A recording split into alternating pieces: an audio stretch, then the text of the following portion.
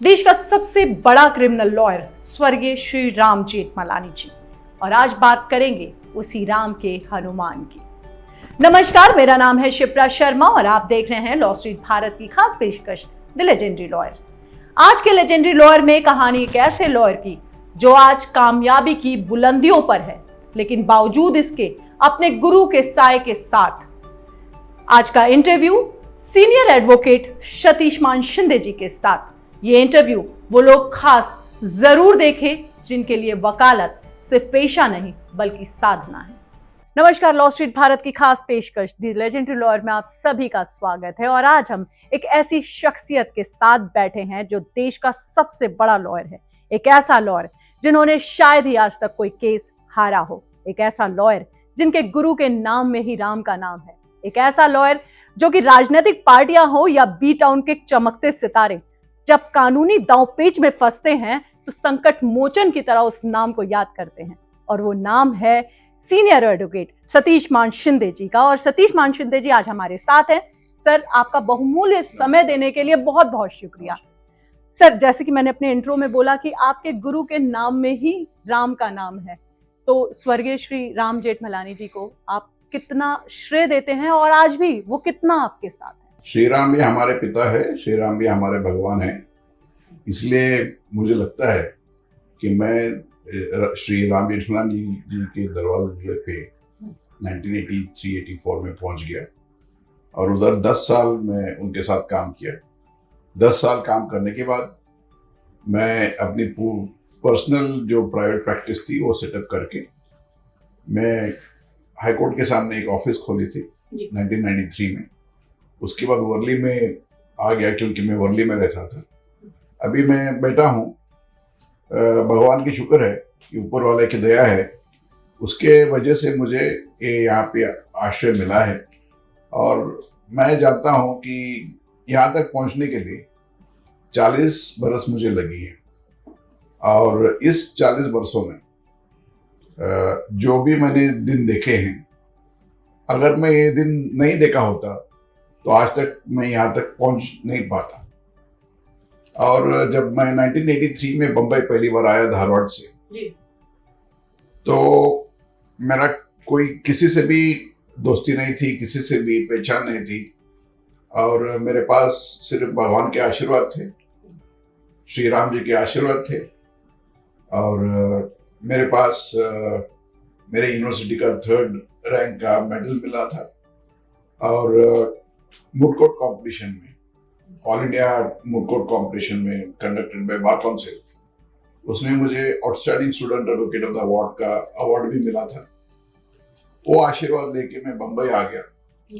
और यहाँ के जो चीफ जस्टिस और जस्टिस प्रताप थे और जस्टिस चंद्रकर थे, मुझे श्री भीमराव नायक जी का उन्होंने पहचान करा के दी थी। तो 6-8 महीने उनके लिए मैं उनके यहाँ आश्रय लेके उनके छत्र छाया में मैं बम्बई में सर्वाइव किया। और 8 महीने निकालने के बाद मेरा मुलाकात हुई जेठमलानी जी से कोर्ट में। तो तुरंत मैंने उनको रिक्वेस्ट की कि मुझे आप अपने शरणों में ले लो, और श्री राम जी मुझे आशीर्वाद दी, और उसकी वजह से मैं उनके चेंबर में था। और वो 10 सालों में मैं बहुत कुछ सीखा। और 10 साल के बाद मुझे लगा कि मेरे जैसे बहुत से नौजवान, उनको भी वहाँ पे चांस मिलना चाहिए। उसके वजह से मैं अपने प्राइवेट प्रैक्टिस सेटअप की। और जब मैं शुरुआत की 1983 में, मुझे लगा था कि मैं सिविल प्रैक्टिस करूँ। अच्छा। लेकिन जब जेठमलानी जी का पहचान हुई और उनके शरणों में मैं गया, उनके यहाँ पे तो सबके केसेस होते थे, लेकिन क्रिमिनल ज्यादा होते थे। उस टाइम स्मगलरों के केसेस, अंडरवर्ल्ड के केसेस, बॉलीवुड के केसेस, और पॉलिटिकल लीडर्स जो भी थे, सिमरनजीत सिंह मान बोलो, रामकृष्ण हेगड़े बोलो, अडवाणी जी बोलो, अटल जी बोलो, रामनाथ गोयनका जी बोलो, ये सब जो कांग्रेस गवर्नमेंट के साथ झगड़ा करते थे और उनके अपोजिशन में थे, उनके केसेस जेठमलानी जी के यहाँ बहुत से आते थे। तो उसके वजह से मुझे बहुत से एक्सपोजर हुआ बड़े बड़े लीडरों के साथ, बड़े बड़े शक्तियों के सामने मुझे लड़ना पड़ा, आमना सामना करना पड़ा। और उसकी वजह से वो 10 सालों में मुझे जो भी एक्सपीरियंस मिली है, उसी कारण मैं बम्बई में टिका हूँ। और ऊपर वाले की दया है, श्री राम जी की दया है कि मुझे आशीर्वाद उन्होंने दिया, और उन्हीं की वजह से मैं आज तक जो भी हूँ यहाँ बैठा हूँ। आज पूरे देश में न्याय की दरकार है। सतीश मान शिंदे कर्नाटक से वकालत कर मुंबई आए, तो भले ही इस नगरी में सुप्रीम कोर्ट नहीं था, लेकिन जिस राज्य में आप वकालत कर रहे हैं वहीं रहकर कैसे बड़ा वकील बना जा सकता है, इसका गुरु ज्ञान भी सतीश मान शिंदे जी ने लॉ स्ट्रीट के खास मुलाकात में बताया। जब कर्नाटक से यहाँ आए, मुंबई आए, आप कोई बहुत ज्यादा जानकार आपके यहाँ पे थे नहीं, कुछ था नहीं, तो जब एक राज्य को छोड़कर आपने वकालत करने के लिए दूसरा राज्य चुना, तो क्यों वो सुप्रीम कोर्ट नहीं हुआ, देश की राजधानी दिल्ली ना होकर वो आर्थिक राजधानी मुंबई का रास्ता कैसे चुना सर आप? देखिए, मुंबई में मेरा कोई पहचान वाला नहीं था, लेकिन मेरा चचेरा भाई था यहाँ पे, उसका मकान खाली पड़ा था, तो ये रीजन रहा मुंबई, वो एक रीजन था मुंबई आने के लिए। और दूसरी बात ये है कि दिल्ली में मेरा कोई पहचान वाला नहीं था, और दिल्ली तो बहुत दूर थी, उधर आने जाने में मुझे दिक्कत होती थी। उस टाइम ट्रेन भी ज्यादा नहीं होते थे, और मेरा जो ओरिजिनलिटी है, हम महाराष्ट्र से कर्नाटक जाके सेटल हुए थे हमारे पूर्वजों ने। कर्नाटक, गोवा और महाराष्ट्र के बॉर्डर पे हमारे खेती बाड़ी है, वहां पे मेरे पूर्वजों ने सेटल किया था, क्योंकि शिवाजी महाराज जहाँ भी वो जाते थे वो अपने आर्मी को लेके जाते थे। हाँ, बिल्कुल। लगता है कि मेरे पूर्वजों ने शिवाजी महाराज के साथ कर्नाटक गए, वहां पे सेटल हो गए, और हलियाल गांव का एक तालुका है, वहां पे मेरा गांव है तेरगांव करके। अभी भी हमारे खेती बाड़ी वहां पे चलती है, और उस आधार से मुझे लगा कि मुझे थोड़ा मराठी की भी जानकारी थी, और बेंगलोर में जाना नहीं चाहता था। अच्छा। क्योंकि प्रैक्टिस उस टाइम सब डिवाइडेड थी, इसलिए मैंने बोला कि बम्बई तो कॉस्मोपॉलिटन सिटी है, यहाँ पे अगर आप काम करेंगे, स्काई इज द लिमिट। अगर आप 14 से 18 घंटे काम करेंगे बम्बई जैसे इस शहर में, कोई भी आपको रिकॉग्नाइज करेगा, कोई भी आपको आशीर्वाद देगा। और उसी वजह से मैं बम्बई आ गया। मुझे लगा था कि मैं 6 महीने के लिए इधर प्रैक्टिस करके, एक्सपीरियंस लर्न करके मैं वापस धारवाड़ जाऊं। अच्छा। लेकिन बम्बई का पानी और यहाँ का हवा वो लग गया, इतना तेजी है कि वो मुझे लग गया, सूट हो गया। और इस वर्क कल्चर की वजह से मुझे बम्बई ही अच्छा लगा।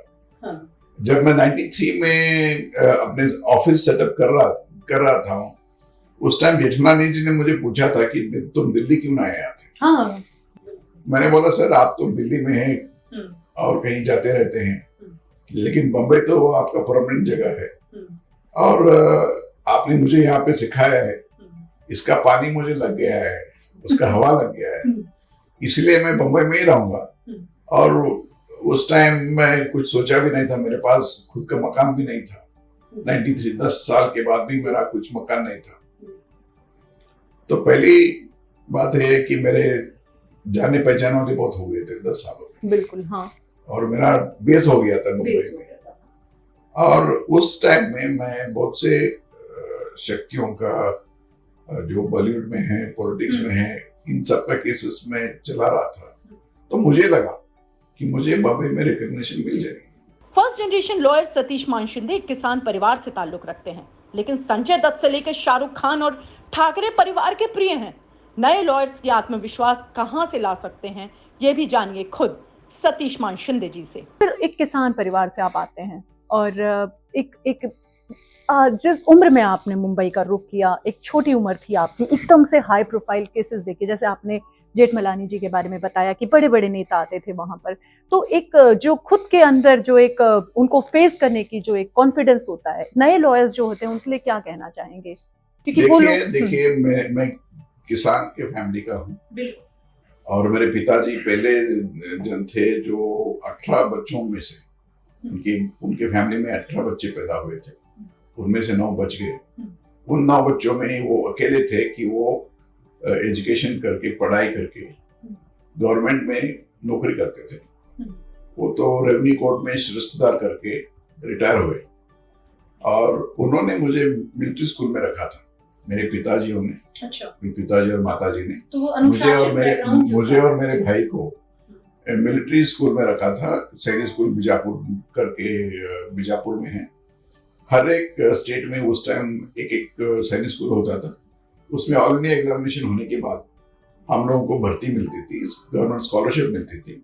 उसके वजह से मैंने बहुत कुछ सीखा था सैनिक स्कूल में, और इन सब को फेस करने का मुझे आदत था, और इसीलिए मैं डायरेक्टली जाके जेठालानी जी से बात किया था और उन्होंने मुझे शरण दिया था। और ये तुरंत और मैं इतना ही अपने यंगस्टर्स जो है उनको बोलना चाहता हूँ कि अगर आप कुछ भी करना चाहते हो, पहले आप में सेल्फ कॉन्फिडेंस होना चाहिए, डिसिप्लिन होना चाहिए, हार्ड वर्क करने की हिम्मत होना चाहिए, सबको फेस करने की हिम्मत होना चाहिए, और अपना जो सेल्फ कॉन्फिडेंस होता है, दैट्स द मोस्ट इम्पोर्टेंट।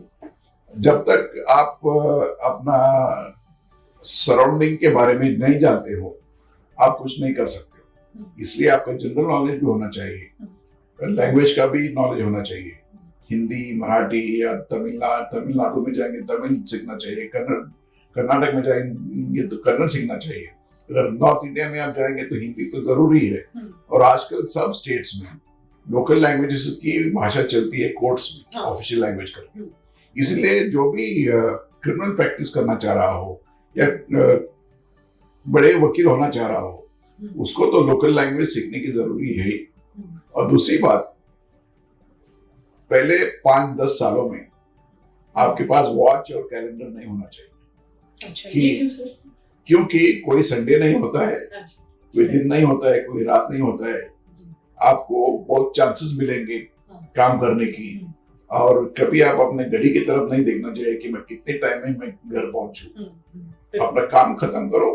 कभी कभी ऐसा ही हुआ है हम लोगों के साथ, जब मैं जूनियर दिनों में था, कि मैं घर कभी जाता नहीं था। रात भर काम करके वापस उन्हीं कपड़ों में कोर्ट में जाके काम खत्म करके मैं वापस जाता था घर पे। या कभी कभी ऐसा ही हुआ है, बम्बई में ट्रेन तो 24 घंटा चलता है, एक्सेप्ट फॉर 2 to 4 आवर्स। तो हम लोग रात को काम करके सिर्फ सुबह घर पे जाके नहा पी के और नाश्ता करके वापस हम कोर्ट में आते थे काम के लिए। अगर आपके पास इतना स्टेमिना हो और इतना डिटर्मिनेशन हो, तो ही आप सक्सेसफुल लॉयर बन सकते हैं। तो सतीश मानशिंदे जी, जिनको देखकर आप वकालत की दुनिया में कदम रख रहे हैं, आपने सुना कि न सिर्फ नॉलेज बल्कि आपको दिन और रात एक करके जो मेहनत है, उसके साथ ही वर्सेटाइल होने की भी जो बात सर आप कह रहे हैं। सर, ये सारी बातें बिल्कुल ठीक हैं, सारी बातें आपने हमारे दर्शकों को बताई। सर, आगे बढ़ें, अगर आपकी बात करें, आपके जीवन की बात करें, आपने कहा दिन रात कुछ नहीं होता था, आप घर नहीं जाते थे। आज भी ऐसा ही होता है सर, आज भी आप उतनी ही जो स्फूर्ति है उसके साथ लगे हैं। घर का अगर सपोर्ट की बात करें तो कैसा है? देखिए, जब मैं बम्बई आया, मेरे पास एक कौड़ी भी नहीं थी। जैसे अमिताभ बच्चन और बाकी स्टार्स, बहुत से लोग बम्बई आए हैं, उसी तरह मैं भी बम्बई आया था। एक पैसा भी नहीं था मेरे पास, और मेरे पिताजी मेरा हालत देखे महीने में 300 रुपया वो पॉकेट मनी भेजते उस वक्त। और मैं अपना खाना पीना सब खुद पका के, अपने कपड़ों को खुद धो के, साफ सफाई खुद करके ऑफिस जाता था। फिर अब परिवार बढ़ा? और जब परिवार बढ़ा मेरा 1988 में, तब तक मेरा थोड़ा आमदनी बढ़ गई थी, मैं अपने फैमिली को मेंटेन कर सकता था। और उस टाइम मुझे मेरे ससुर और मदर इन लॉ दोनों मिलके बहुत सपोर्ट की, और उसकी वजह से मुझे घर का कोई चिंता नहीं था। और मेरे फैमिली में अभी भी हम लोग बहुत सिंपल है। मेरे 2 बच्चे हैं, अगर मैं जरूरत पड़ा, हम आज भी जमीन के ऊपर, दरी के ऊपर हम सोने के लिए तैयार है। वो मोहब्बत है ही नहीं है, क्योंकि जब हम लोग पैदा हुए थे अपने घरों में, वी आर 6 of us, छोटा घर था, हम लोगों को कभी कभी कॉट नहीं मिलती थी सोने के लिए, तो हम नीचे सोते थे। अभी भी आज भी वही स्थिति है, क्योंकि मेरे मदर जो रहते हैं धारवाड़ में, वो तो 3 बेडरूम का घर है, और अगर हम लोग सब इकट्ठा हो जाएंगे तो स्थिति वही होगी कि आप जमीन पे सो जाओ, वही नीचे बैठ के खाना खाओ। तो वही आदत आज भी, भगवान ने मुझे बहुत कुछ पैसा और शौहर दिया है, लेकिन फिर भी वो सिंप्लिसिटी आदमी में होना चाहिए, वो जो जमीन से जुड़ा। जैसे नरेंद्र मोदी बोलते हैं कि अगर आपको कहीं भी संकट होवे, उसका सामना करने की आपको शक्ति होना चाहिए। वही शक्ति हमें भगवान ने दिया है, और मुझे कभी भी नहीं लगा कि मैं इतना कमाया हूँ, मुझे जरूरत किसी की नहीं है। इसीलिए जब भी मेरे ऑफिस में कोई गरीब आदमी आता है, उसको मैं पहले प्रेफरेंस देता हूँ। अगर गरीब आदमी हो मेरे रिसेप्शन में, जब भी मैं वॉक इन करता हूँ कोर्ट से, अगर गरीब आदमी हो या बड़ा सबसे बड़ा इंडस्ट्रियलिस्ट हो, मैं पहली प्रेफरेंस गरीब आदमी को देता हूँ। क्योंकि एक दिन मैं भी गरीब था, अभी भी गरीब हूँ, और गरीब हो जाऊंगा तो वही हाल से मैं अपना गुजारा करूंगा। किसी को अपने सर पे भ्रम नहीं चढ़ना चाहिए कि मैं बड़ा हो गया हूँ और मुझे कुछ करने की जरूरत नहीं है। कभी भी दुनिया में संकट आ सकते हैं, उसको सामना करने की शक्ति होना चाहिए। तो मान शिंदे सर का ये रूप ही है, और ये रूप अब तक छुपा हुआ था। आज सतीश मान शिंदे की फीस को लेकर चर्चा होती है, लेकिन क्या आप जानते हैं जिस केस ने सतीश मान शिंदे को नाम और शोहरत दी, उस केस की फीस भी उन्होंने डिस्कस नहीं की थी, क्योंकि उनका मकसद उस वक्त भी पैसा नहीं, सिर्फ काम था। लेकिन जब जीत हासिल हुई तब क्या हुआ, ये जानते हैं सतीश मान शिंदे जी से। कि एक इतना बड़ा लॉयर जिसकी फीस की भी चर्चा खबर बन जाती है, उसका असली जो व्यक्तित्व है वो क्या है और वो कैसा है। सर, बहुत बड़े बड़े केस लड़े आपने, संजय दत्त, सलमान खान, आर्यन खान और भी कई बड़े नाम। पर्सनल फेवरेट कौन सा केस है आपका? देखिए, जब मैं 93 में अपनी ऑफिस सेटअप की थी, उस टाइम संजय दत्त उसका बेल मंजूर नहीं हुआ था सुप्रीम कोर्ट, और सुप्रीम कोर्ट ने रिजेक्ट की थी। तो दत्त साहब मेरे पास आए थे, क्योंकि बाला साहब ठाकरे, जिनको मैं 86 से जानता हूँ, उन्होंने रिकमेंड किया था कि अगर एक ही आदमी है बम्बई में, अगर आपके लड़के संजय दत्त को बाहर निकालना हो वापस, तो सतीश माने शिंदे, जो मेरा जाने पहचान वाला वकील है, मेरा खुद का लड़का है और जिसको मैं बेटा मानता हूँ, उसके पास आप जाइएगा और आपका वो अच्छा काम करेगा और विक्ट्री भी लेके आएगा। उस कंडीशन को उन्होंने उस टाइम देख के, और मेरे और एक फ्रेंड है काजल आनंद, जो वकील है और अभी बिजनेस वूमन भी हो गई है, उन्होंने दत्त साहब को मेरे पास लेके आए। तो उस आधार पर मैं संजय दत्त का केस लड़ा। इसलिए मेरा नाम और पहचान, टर्निंग पॉइंट आप बोल सकते हो, वही था, वही थी और वही रहेगी। और दत्त साहब, उन्होंने मेरे साथ कोई फीस भी डिस्कस नहीं की थी। और केस चलने के बाद, 2-3 साल चलने के बाद, उन्होंने एक बार मुझे फोन किया था कि सतीश यार, हम तो फैमिली बन चुके हैं, लेकिन तुमने 2-3 साल मेरे केस में लड़के मेरे संजू को आपने निकाला है बेल पे, और जो भी आपने किया है, आज तक आपने अपना फीस का हिसाब नहीं दिया है।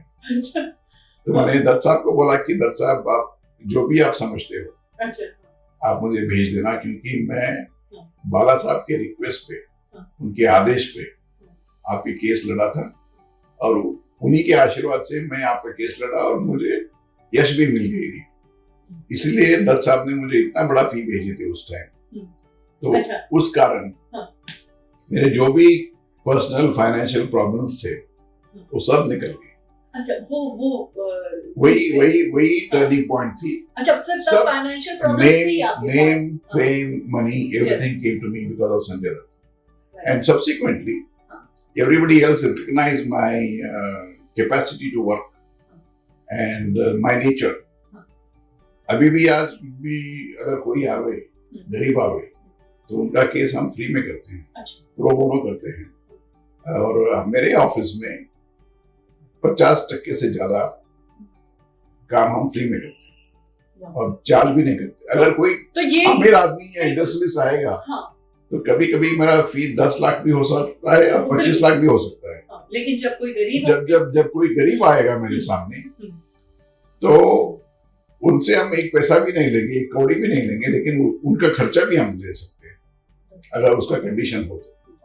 नेता हो, अभिनेता हो या फिर आम आदमी, जब सतीश मान शिंदे के पास उनका केस चला जाता है तो वो निश्चिंत हो जाते हैं।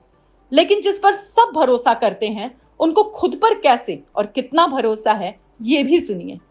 सर, एक सवाल और है। जैसे आपने कहा कि ठाकरे साहब ने आप पर भरोसा जताया, आपने कहा आज लोग मुझ पे भरोसा जता रहे हैं। आपने दूसरों के भरोसे की बात बहुत अच्छी की, लेकिन खुद पे जो भरोसा एक लॉयर को होना चाहिए, वो कितना भरोसा आपको खुद पे था? देखिए, मैं तो मिलिट्री स्कूल में बड़ा हो गया, मिलिट्री की ट्रेनिंग हुई है, और उसके बाद मेरा जो ट्रेनिंग हुई लॉ कॉलेज में, उधर भी मैंने संघर्ष करके अपना रैंक जिताया और अपना जो भी ट्रॉफी मिला था बार काउंसिल से, उसको मैंने विन किया था कंपटीशन में।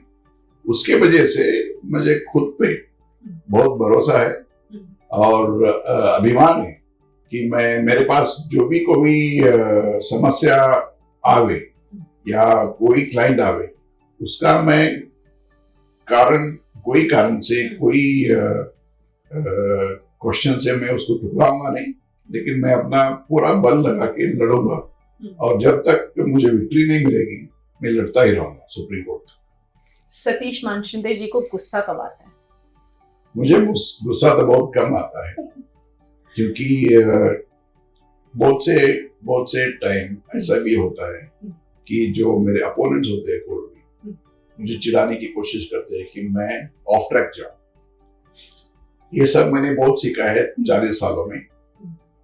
कोई भी मुझे गुस्सा दिला नहीं सकता है कोर्ट में, लेकिन कभी कभी ऐसा होता है कि अगर कोई झूठ बोले, कोई पर्सनल एलिगेशन करे या मेरे क्लाइंट के बारे में कुछ गलत बोले, मुझे गुस्सा जरूर आएगा।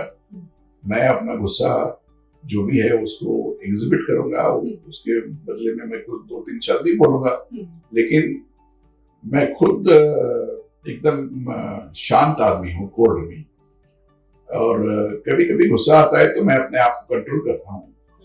इसका जो योगा और मेडिटेशन करते हैं, उसका फायदा है।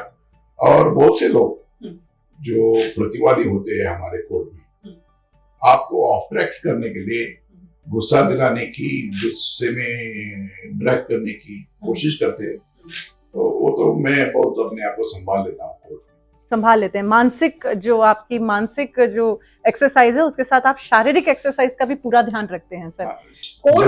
जब तक आप शारीरिक अपना फिट नहीं हो, आपका मानसिकता ठीक नहीं रहेगी। मानसिकता ठीक नहीं रहेगी।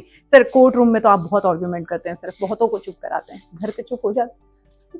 देखिए, मैं 2 जनों के साथ झगड़ा नहीं करता हूँ, अच्छा। 2 जनों के साथ आर्ग्यूमेंट भी नहीं करता हूँ। वो है ए लेडी एंड द जज। उनके साथ कभी आप झगड़ा नहीं करो, कभी गुस्से से बात नहीं करो, नुकसान आपका ही हो सकता है। किसी न्यायालय का जज जब फैसला सुनाता है तो वो ये नहीं देखता कि केस कौन सा वकील लड़ रहा है, वो अदालत में वकील द्वारा पेश किए गए सबूतों और गवाहों को देखता है। और यही कारण है कि सतीश मान शिंदे अपने क्लाइंट्स को इंसाफ दिलाने में लंबा इंतजार नहीं करवाते।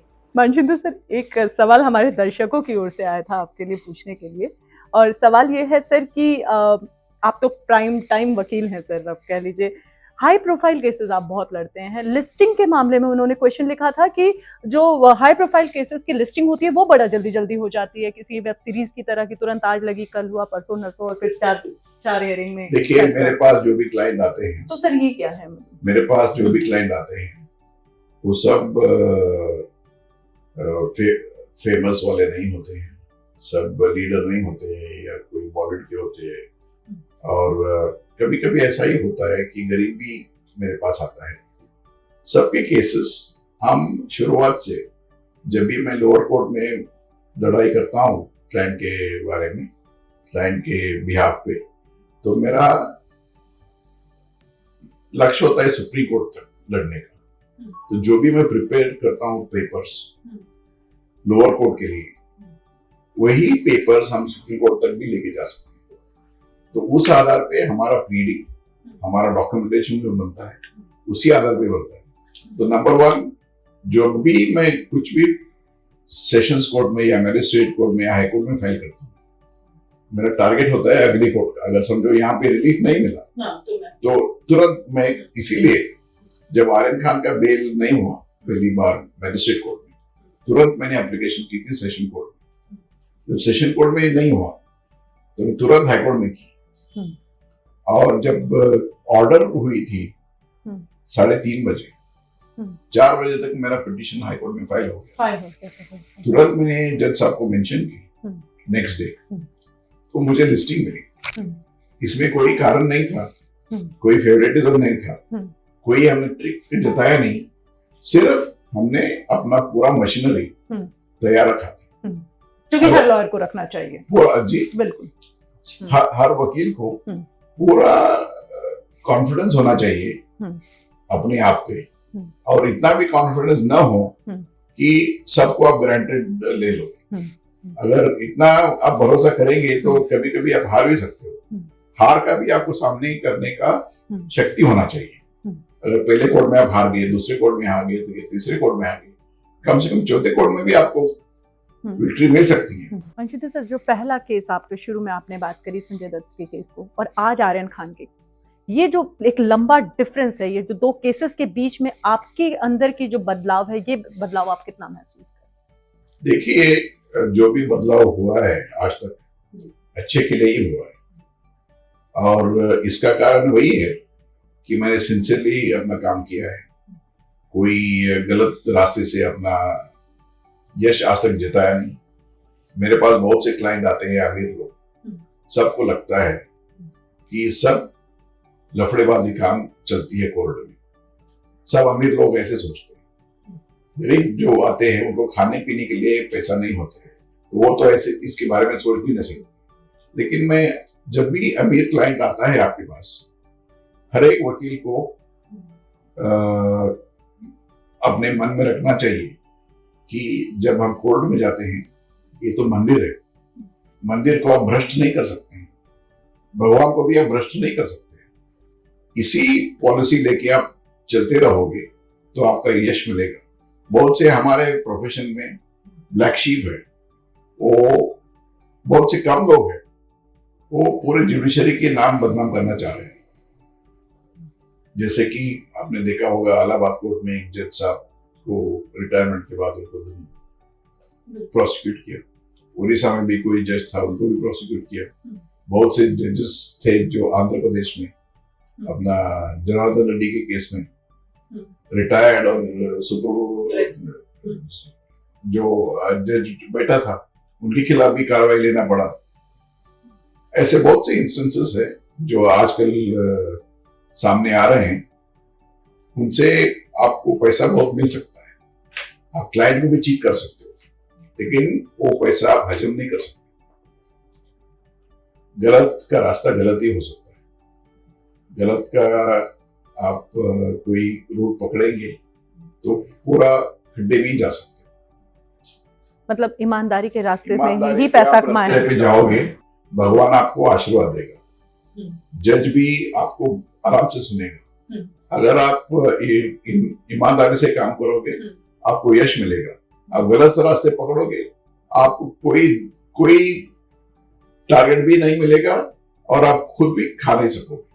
मनविंदर सर, आपकी हॉबीज की बात करें, क्या हॉबीज रखते हैं आप? वक्त जब मिलता है तो जब भी मुझे वक्त मिलता है, मैं गोल्फ खेलता हूँ, मैं जिम में और योगा करने में हर रोज अपना टाइम निकालता हूँ। मैं कभी कभी रेस कोर्स में अपील बोर्ड मेंबर था। पैसे नहीं लगाता हूँ घोड़े पे, लेकिन मुझे आदत है रेस को जाके देखने का। और कभी कभी मैं बहुत से ट्रैवल करता हूँ, अच्छा, ट्रैवल ट्रैवल भी करता हूँ क्योंकि ऊपर वाले ने मुझे आशीर्वाद दिया है कि मुझे अफोर्ड कर सकूं ट्रैवल की। और बहुत से लोग भी हैं मुझे अकम्पनी करते हैं, लेके जाते हैं अपने हाँ। प्राइवेट प्लेन में, तो उसके वजह से मुझे ट्रैवल करने की आदत बढ़ गई है। अच्छा, और हर एक देश का हर एक कल्चर अलग अलग होता है। ऐसा ना हो कि वही कल्चर हमारे इंडिया में हो, इंग्लैंड में हो। ऐसे तो बहुत ट्रैवल करने की मुझे आदत मिली है और हैबिट भी हो गया है। और देखिए, अगर आप इंडिया में बदलाव लाना चाह रहे हो, आपको बाहर का भी जानकारी होना चाहिए, नॉलेज होना चाहिए। तो जब भी मैं बाहर जाता हूँ, मेरा पहला विजिट होता है कोर्ट रूम में जाने का।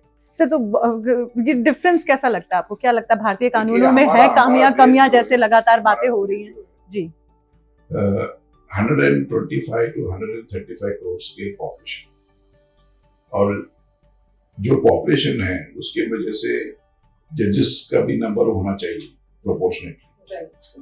उसके वजह से हमारे देश में जस्टिस नहीं मिलती है बहुत से लोगों को, लेट हो जाता है जो लेट हो जाता है। हमारे कानून में सीजेआई भी कानून अपने मंत्री ने जिक्र बोला किया है है। कि जजेस को जल्दी अपॉइंट करो, राइट। और गवर्नमेंट भी करना चाह रही है, करती है, लेकिन बहुत से हमारे सिस्टम में लूपहोल्स है और बहुत से प्रॉब्लम्स है, इसलिए इंफ्रास्ट्रक्चर नहीं है।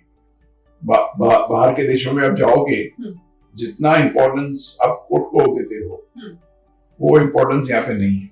तो बिल्कुल, और कड़े कानून भी शायद यहाँ पर कम है। और देखिए, हमें 75 साल होने को आया है इंडिपेंडेंस होने के बाद, उनमें से 60 साल कांग्रेस पावर में थी, उन्होंने कुछ नहीं किया है हमारे देश में। कोई इंफ्रास्ट्रक्चर नहीं है, वही पुराने कोर्ट रूम्स है, वही अपनी सर, कॉलोनियल लॉज भी वही हैं अभी तक। डिलैपिडेटेड बिल्डिंग्स है। मोदी जी आने के बाद इंफ्रास्ट्रक्चर में बढ़ावा लाने के लिए पूरी ठोस करके सपोर्ट दी है उन्होंने, और मेरे ख्याल से अगले 5 सालों में हमारे कोर्ट्स का जो इंफ्रास्ट्रक्चर है वो बढ़ सकती है। हर एक छोटे छोटे गांव में आप कोर्ट रूम देख सकते हो। मतलब जो न्याय व्यवस्था को सुधारने का काम अब इस सरकार अभी ने। हमारा जो सिस्टम आया है पेंडेमिक की वजह से, वीडियो कॉन्फ्रेंसिंग का जो हियरिंग होती है, उसके वजह से आप मद्रास में बैठ के, केरला में बैठ के, या आसाम में बैठ के, या सिक्किम में बैठ के सुप्रीम कोर्ट को आप केस फाइल करके न्याय पद्धति इजी हो गई इसमें, अपना केस चला सकते हो। बिल्कुल सर। तो इसलिए थोड़ा टेक्नोलॉजिकल डेवलपमेंट जो है उसका आपको पूरा क्रेडिट देना पड़ेगा नरेंद्र मोदी जी को। वाह सर, कॉलोनियल लॉज को भी खत्म करने की बात हो हर रही एक दिन एक कानून, पुरानी कानून को अपने लॉ बुक से निकालने की कोशिश कर रहे हैं मोदी जी, और मेरे ख्याल से वो तो करेंगे ही। लेकिन जो नए कानून आ रहे हैं उनको फेस करने के लिए कोर्ट रूम्स चाहिए। उसका मेरा रिक्वेस्ट है प्रधानमंत्री जी को और मोदी जी को कि आप पूरा अपना इंफ्रास्ट्रक्चर बढ़ाएं, क्योंकि छोटे छोटे गांव में वकील जाके आर्ग्यू भी कर सकते हैं। अगर छोटे गांव में कोर्ट रूम हो तो वहां के युवक वकील बन के तो आर्ग्यू कर सकते हैं, उनको दिल्ली दौड़ने की जरूरत नहीं है, न्याय उनको वहीं दिला सकते हैं पॉपुलेशन। तो देश का सबसे बड़ा वकील गांव में कोर्ट रूम की क्या हालत होनी चाहिए और कैसी व्यवस्था होनी चाहिए, इसके लिए भी चिंतित है, बात कर रहे हैं। तो सतीश मानशिंदे जी का ये एक अपने आप में एक बहुत खास इंटरव्यू है। कुछ ऐसी बातें निकल कर आई जो शायद ही पहली बार जनता के सामने आएगी, खासकर उन युवाओं के लिए जो इनको देखकर और ऐसे वकीलों को देखकर वकालत की दुनिया में कदम रखते हैं। अपना सबसे ज्यादा बहुमूल्य समय लॉ स्ट्रीट को देने के लिए बहुत बहुत शुक्रिया सर। धन्यवाद।